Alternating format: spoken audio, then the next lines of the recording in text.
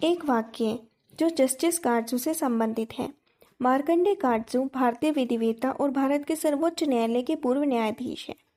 लोगों को भूमिहारों के बारे में कितनी समझ है, ये तो इस वाक्य से पता चलता है जब काटजू फेसबुक पर लिखते हैं, उच्च न्यायालय के वरिष्ठ वकील RN सिंह जो कि एक भूमिहार थे, एक दिन वो मेरे दरबार में पेश हुआ और मैंने मजाक में उससे कहा, श्री सिंह, हिंदुओं में 4 जातियां बताई जाती हैं, ब्राह्मण, क्षत्रिय, बनिया और शूद्र। तो जो पहली 3 श्रेणियों में नहीं है वह अवशिष्ट श्रेणी यानी शूद्र में आता है। तुम ना तो भूमिहार हो, ना ब्राह्मण, ना क्षत्रिय, ना बनिया, तो आप अवशिष्ट श्रेणी में आते हैं अर्थात शूद्र। इस पर वह मुस्कुराया और कहा, मेरे भगवान, कृपया इसे किसी क्रम में घोषित करें ताकि हम आरक्षण का लाभ उठा सकें। जस्टिस काटजू जैसे पढ़े लिखे लोग ऐसी समझ रखते हैं तो आम लोगों का क्या। खैर, 1911 के जातिगत जनगणना के आधार पर ब्राह्मणों की जनसंख्या 21 लाख और भूमिहारों की जनसंख्या लगभग 10 लाख थी। प्रसन्न कुमार चौधरी श्रीकांत के द्वारा लिखित पुस्तक बिहार के सामाजिक परिवर्तन के कुछ आयाम, जो 2001 में प्रकाशित हुआ था, उसके अनुसार ब्राह्मणों और भूमिहारों की यह जनसंख्या भ्रामक थी। दरअसल जनगणना में बहुत सारे भूमिहारों के द्वारा अपनी जाति ब्राह्मण बताई गई थी। 1921 से 1931 के बीच सिर्फ भूमिहार ही थे जिनकी आबादी 8.5% घट गई थी। दरभंगा जिले में 3 में से 2 पावनों ने अपनी जाति ब्राह्मण बताई थी। वहीं ब्राह्मणों की जनसंख्या में अप्रत्याशित वृद्धि हुई। इन आंकड़ों से पता चलता है कि खुद भूमिहार भी अपनी उत्पत्ति के लिए कितने भ्रमित हैं। यहाँ हमें समझने का प्रयास करेंगे कि भूमिहारों की उत्पत्ति कैसे हुई। क्या कुछ ब्राह्मण ही बाद में भूमिहार हो गए या भूमिहार एक अलग ही जाति थी? तो आइए समझते हैं ब्राह्मण और भूमिहारों में क्या अंतर है। नमस्कार दोस्तों, स्वागत है आपका सरल हिस्ट्री चैनल के एक और नए वीडियो में। उम्मीद है आपको हमारे सारे वीडियो की तरह ये वीडियो भी पसंद आएगा। वीडियो पसंद आए तो इसको लाइक और शेयर जरूर करना, और जिन्होंने चैनल को सब्सक्राइब नहीं किया है वो फटाफट से चैनल को सब्सक्राइब करके ऑल नोटिफिकेशन बेल को भी जरूर चालू कर लें। दोस्तों, इतिहासकार लिखते हैं, जो ब्राह्मण बोध काल में बोध हो गए थे या उनका प्रभाव उस पर पड़ गया था, उनके लिए बावन शब्द का प्रयोग होता है। बावन शब्द ब्राह्मण का अपभ्रंश जान पड़ता है। यह शब्द भूमिहार शब्द से प्राचीन है। बाबू रामदीन सिंह ने 1883 में लिखित अपनी पुस्तक विहार दर्पण में लिखा है कि बहुत दिनों से यह झगड़ा चला आता था कि बावन शब्द कौन से वर्ण के हैं। महाराज रामकृष्ण सिंह टेकारी के भूतपूर्व राजा ने बताया कि बावन शब्द ब्राह्मण का अपभ्रंश है। भूमिहार अधिक लोकप्रिय रूप से बावन के नाम से जाने जाते थे। नववंश विज्ञान संबंधी दस्तावेजों के साथ ब्रिटिश जनगणना का रिकॉर्ड इस कथन का प्रमाण है कि भूमिहार बावन समुदाय के कुछ सदस्यों की उपाधि मात्र थी, क्योंकि वे बड़ी संपदा के मालिक थे।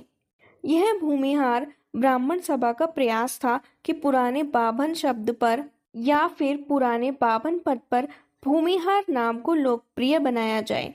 इस शब्द को पारंगत बनाने के लिए भूमिहार या भूमिहर ब्राह्मण के नाम से स्कूल और कॉलेज खोले गए। बावन शब्द अशोक के कुछ शिलालेखों में भी मिलता है, जो निश्चित रूप से बताता है कि यह समुदाय सम्राट अशोक के समय से मौजूद है। बावन ब्राह्मणों के लिए केवल एक पाली शब्द है, जिसका अशोक के शिलालेखों में उस युग के मगध ब्राह्मणों को संदर्भित करने के लिए व्यापक रूप से उपयोग किया गया है। इस ऐतिहासिक साक्ष्य से यह स्पष्ट होता है कि अशोक के समय में बावन मगध में, जो लगभग 3री शताब्दी ईसा पूर्व है, मगध के महान पुष्यमित्र शुंग और कण्व वंश दोनों ही ब्राह्मण राजवंश भूमिहार ब्राह्मण यानी वामन के थे। अब बात करते हैं भूमिहार ब्राह्मण शब्द अस्तित्व में कब आया। इसके बारे में बात करें तो बनारस के महाराज ईश्वरी प्रसाद सिंह ने 1885 ईस्वी में बिहार और उत्तर प्रदेश के जमींदार ब्राह्मणों की एक सभा बुलाकर प्रस्ताव रखा कि हमारी एक जातीय सभा होनी चाहिए। सभा बुलाने के प्रश्न पर सभी सहमत थे, परंतु सभा का नाम क्या हो, इस पर बहुत ही विवाद उत्पन्न हो गया। मगध के बाभनों ने, जिनके नेता कालीचरण सिंह जी थे, सभा का नाम बाभन सभा रखने का प्रस्ताव रखा। स्वयं महाराज भूमिहार ब्राह्मण सभा के नाम के पक्ष में थे। बैठक में एक आम राय नहीं बन पाई, अतः नाम पर विचार करने हेतु एक उप समिति गठित की गई। 7 वर्षों के बाद समिति की सिफारिश पर भूमिहार ब्राह्मण शब्द को स्वीकृत किया गया। अब बात करते हैं भूमिहारों के ब्राह्मण होने का प्रमाण क्या है। भारतीय और अंग्रेजी साहित्यकारों और विद्वानों की किताबों का गहन अध्ययन करने से पता चलता है कि भूमिहार और ब्राह्मण एक ही हैं। ब्राह्मणों को 2 समुदाय में बांटा जा सकता है, एक याचक और दूसरा अयाचक।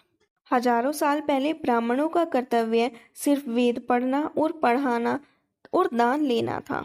ग्रंथों में ब्राह्मणों के मुख्य 6 कर्तव्य बताए गए हैं, जिसमें पठन, पाठन, यजन, याजन, दान, प्रतिग्रह है।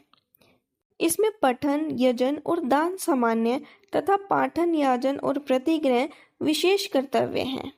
जब ब्राह्मणों को भारी मात्रा में दान मिलने लगे और उन्हें भूमि भी दान में मिलने लगी तो वे धनी हो गए। पारिवारिक विचार विमर्श से परिवार के कुछ सदस्यों ने खेती करना शुरू किया। बाद में धीरे धीरे ये भारी जमीनों के मालिक भी बन गए और जमींदार कहे जाने लगे। प्राचीन काल में इन्हें पापन कहा जाता था, जो कि धीरे धीरे ब्राह्मण और फिर भूमिहार हो गए। आज स्थिति यह है कि ब्राह्मण और भूमिहार 2 अलग अलग समुदाय हैं। ब्राह्मण भूमिहार को ना तो ब्राह्मण मानते हैं और ना ही भूमिहार खुद को ब्राह्मण कहलवाना पसंद करते हैं। वह अपने आप को भूमिहार कहे जाने से ज़्यादा संतुष्ट होते हैं, क्योंकि भूमिहारों को यह नहीं बोलना चाहिए कि वह ब्राह्मण ही हैं। अगर वह अपने आप को ब्राह्मण कहने में संकोच नहीं करेंगे तो दूसरे लोग भी इन्हें इनकी उत्पत्ति के बारे में सवाल नहीं उठाएंगे। अब बात करते हैं कौन है भूमिहार। धन प्रबंधक अयाचक ब्राह्मण यानी भूमिहार सतयुग से लेकर कलयुग तक थे और अपनी स्वतंत्र पहचान बनाए रखी। हालांकि वे अचानक ब्राह्मण यानी पाबन की संज्ञा में विभूषित रहे। साहस, निर्णय क्षमता, बहादुरी, नेतृत्व क्षमता और प्रतिस्पर्धा की भावना इनमें कूट कूट कर भरी थी तथा ये अपनी जान माल की ही नहीं बल्कि राज्य की सुरक्षा के लिए भी शक्ति संपन्न थे। आइए देखते हैं भूमिहारों के ब्राह्मण होने के कुछ प्रमाण क्या क्या हैं। गया के देव के सूर्य मंदिर के पुजारी भूमिहार ब्राह्मण हैं।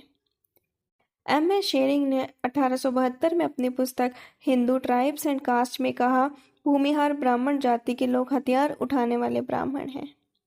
पंडित अयोध्या प्रसाद ने अपनी पुस्तक वप्रोत्तम परिचय में भूमिहार को भूमि की माला या शोभा बढ़ाने वाला, अपने महत्वपूर्ण गुणों तथा लोक हितकारी कार्यों से भूमंडल को सुशोभित करने वाला, समाज के हृदय स्थल पर सदा विराजमान सर्वप्रिय ब्राह्मण कहा है।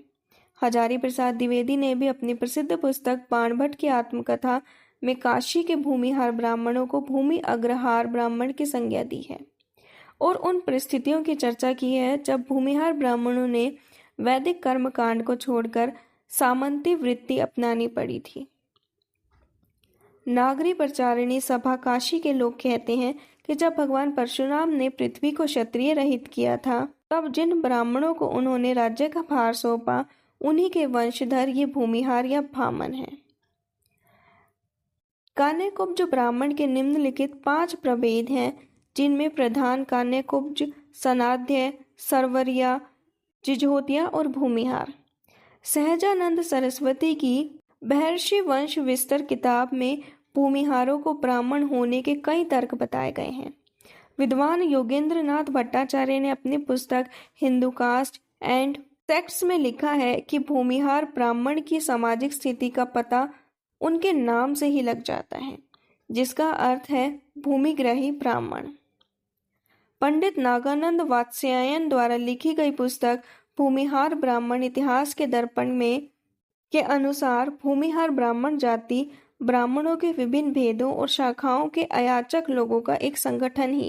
शुरुआत में कान्यकुब्ज शाखा से निकले लोगों को भूमिहार कहा गया।